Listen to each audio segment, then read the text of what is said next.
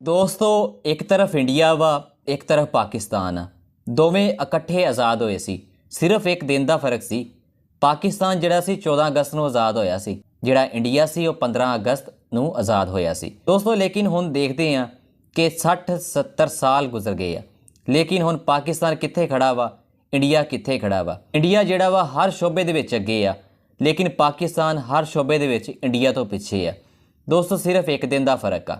मैं दूर नहीं जाता, मैं सिर्फ क्रिकेट के बारे तुहानूं गल दस्सण लगा वां कि पाकिस्तान क्रिकेट टीम जिहड़ी आ कित्थे खड़ी है इस टाइम ते इंडिया की क्रिकेट टीम हुण इस टाइम कित्थे खड़ी है। दोस्तों तुसीं इस गल तो अंदाज़ा ला लो कि world cup 2023 they which India की क्रिकेट टीम ने इस वर्ल्ड कप दे विच 10 मैच जिते सी, लगातार 10 मैच जिते सी।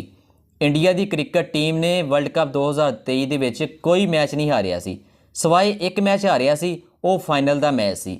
इंडिया की क्रिकेट टीम की जिहड़ी बॉलिंग सी वो भी ज़बरदस्त सी,